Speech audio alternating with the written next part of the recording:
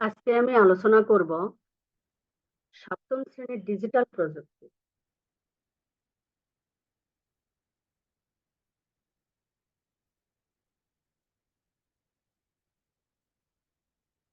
শিখুন অভিজ্ঞতা 1, ডিজিটাল সময়ের তথ্য।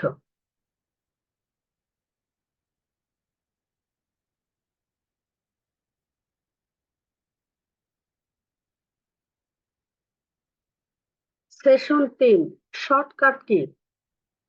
কম্পিউটার ব্যবহার করে কোনো একটি কাজ করতে পারা বেশ মজার, তাই না? আমাদের সমস্যাগুলি একসঙ্গে করার কাজটি আমরা খাতায় কিংবা বোর্ডে লিখেও করতে পারতাম, কিন্তু এই সুযোগে আমাদের কম্পিউটার কাজ করা শেখা হয়ে গেল। আমাদের ভবিষ্যতের সব কাজ কিন্তু কম্পিউটার ব্যবহার করেই করতে হবে। তাই এখন থেকে একটু একটু শেখা হলে মন্দ হয় না। আজকে আমরা ওয়ার্ড প্রসেসিং এর কাজ করব, কিন্তু আজকের কাজটি একটি খেলার মতো হবে। নিচে কিছু ইনস্ট্রাকশন বা নির্দেশনা দেওয়া আছে। কম্পিউটার কম্পিউটারে একটি ফাইল তৈরি করে এই নির্দেশনা অনুসরণ করলে আমাদের ওয়ার্ড ফাইলের কি পরিবর্তন হবে তা আমরা লিখব। শ্রেণীকক্ষের সব শিক্ষার্থীরা যেন এই খেলাটিতে অংশগ্রহণ করতে পারে তা লক্ষ্য রাখবো।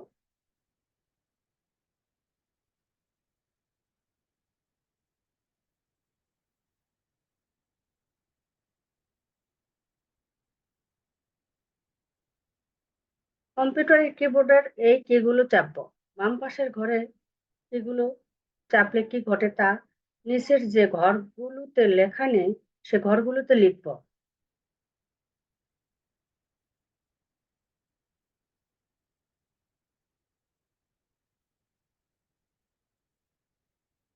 কন্ট্রোল প্লাস এ, ডকুমেন্টের পুরো অংশ সিলেক্ট হয়ে গেছে।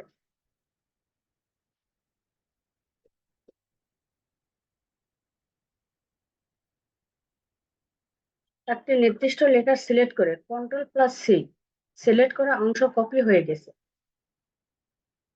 মানে বাম পাশের আহ, এই লেখাগুলো control plus A, control plus C, control plus V, control plus B, control plus X, control plus Z, Z enter backspace, control plus F, এই কিবোর্ড কমান্ডের কাজগুলো কি সেগুলো আমরা জানবো।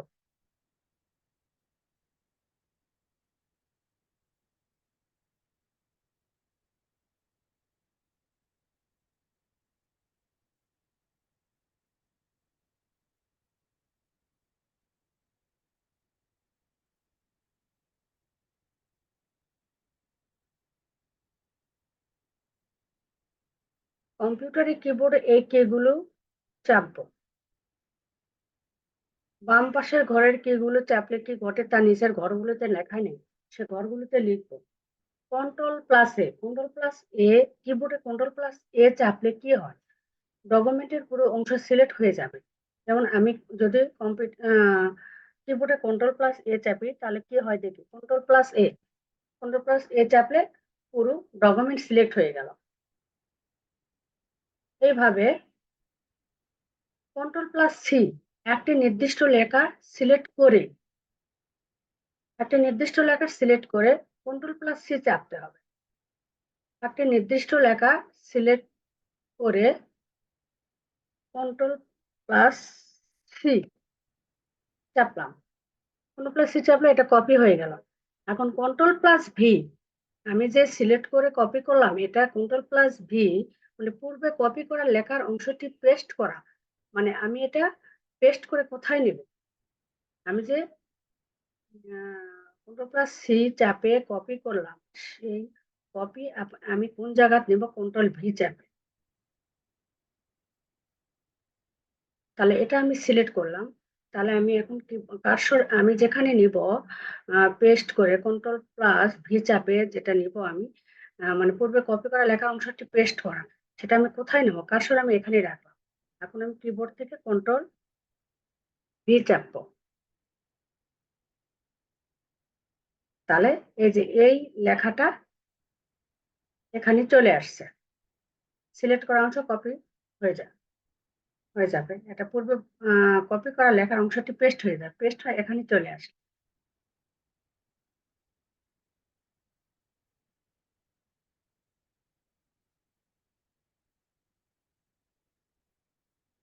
Ctrl+B লেখার অক্ষর মোটা করার জন্য। Ctrl+B কিবোর্ড থেকে যদি আমরা Ctrl+B চাপি তাহলে লেখাগুলো মোটা হয়ে যাবে। শুরুতে আমরা যে লেখাটা মোটা করব সেটাকে আমরা সিলেক্ট করব। তারপর আমরা কিবোর্ড থেকে Ctrl+B চাপি, লেখা মোটা হয়ে গেছে। আগে কেমন ছিল? আগে কিন্তু এরকম মোটা ছিল না, মোটা হয়ে গেছে। আবার চাপলে আগের অবস্থায় আসবে। Ctrl+X সিলেক্ট করা লেখাটুকু মুছে যাবে। আমি যে লেখাটুকু সিলেক্ট করব সে লেখাটুকু মুছে যাবে। আমি সিলেক্ট করলাম, কিবোর্ড থেকে Ctrl+X মুছে গেছে। Ctrl+Z হচ্ছে পূর্বের লেখা ফিরিয়ে আনার জন্য। মানে হয়তো ভুল ক্রমে আমার কোনো লেখা মুছে গেছে, বা Ctrl+X চাপে আমি যে লেখাটা মুছে ফেলে দিলাম সেটা Ctrl+Z চাপে এই লেখা এখানে চলে আসবে। Ctrl+Z চলে আসছে না। এন্টার হচ্ছে কার্সর এক লাইন নিচে আনার জন্য।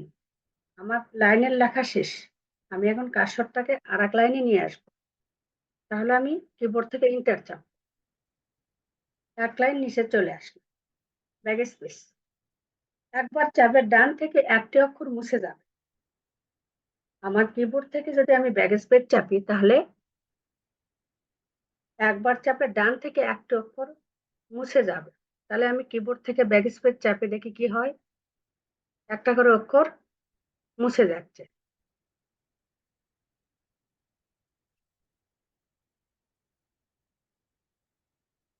Ctrl+F একটি নেভিগেশন বার আসবে, সেখানে আমরা ডকুমেন্টের একটি শব্দ খুঁজতে চাই, তা লিখেছি এবং এন্টার চেপেছি। পুরো ডকুমেন্টের ওই শব্দ কোথায় আছে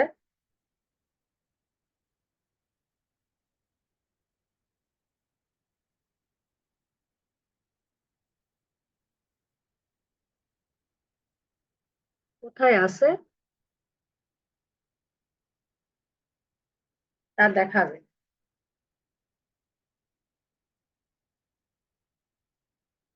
কোথায় আছে তা বের হয়ে গেছে, অন্য পেজে চলে আসছে।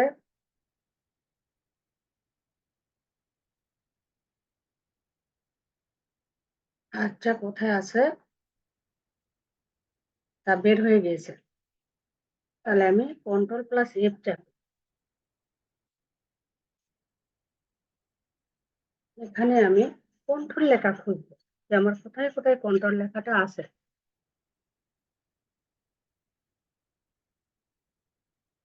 কন্ট্রোল লেখা খুলবো,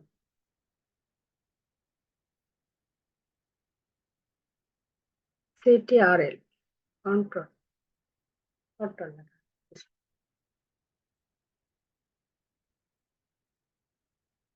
আমার কোথায় কোথায় কন্ট্রোল লেখা আছে সেখানে সেখানে হাইলাইট হয়ে গেছে।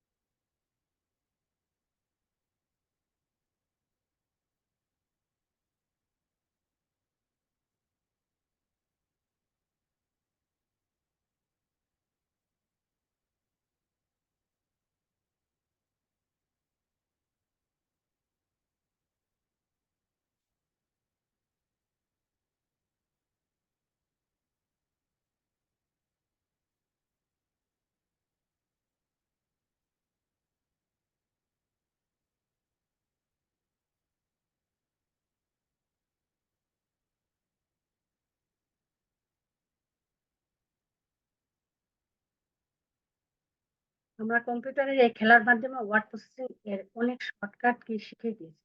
মজার ব্যাপার হলো এই শর্টকাট গুলো শুধু মাইক্রোসফট ওয়ার্ড প্রসেসিং এর কাজে লাগবে না, অন্যান্য অনেক অ্যাপ্লিকেশন কাজ করার সময় এসব শর্টকাট কি কাজে লাগবে।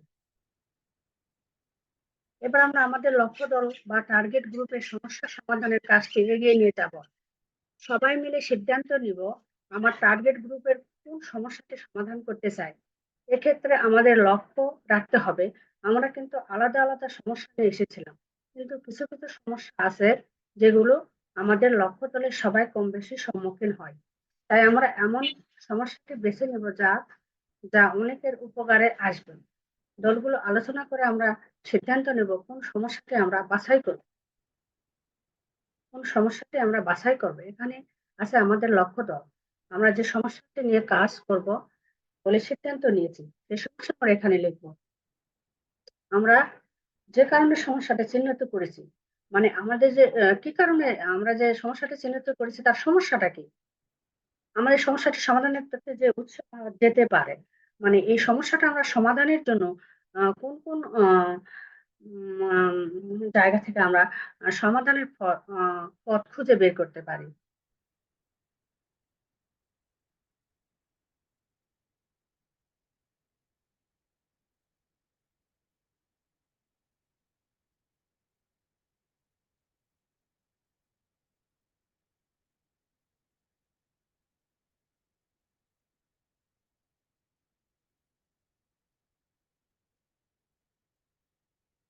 আমাদের লক্ষ্য দল এলাকা মাদকাসক্ত কিশোর দল।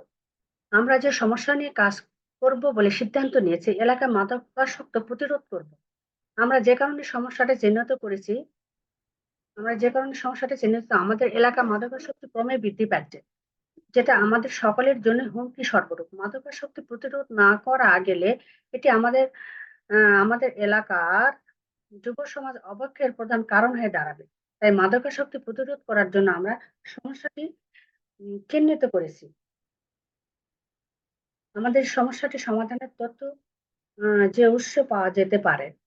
হ্যাঁ, শ্রেণী শিক্ষক, অভিভাবক, পাঠ্যপুস্তক, এলাকার মেম্বার, চেয়ারম্যান। মানে শ্রেণী শিক্ষক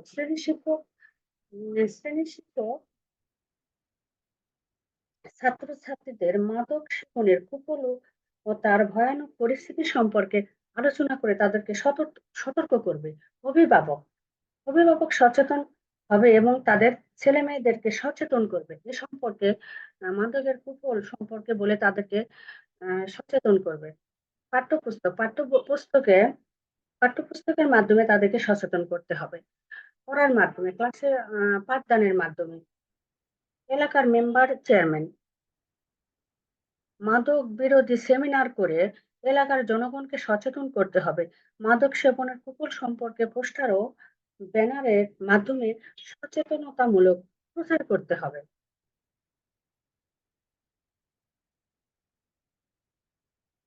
ধন্যবাদ। আজকের ক্লাসে সবাইকে ধন্যবাদ। আল্লাহ হাফেজ।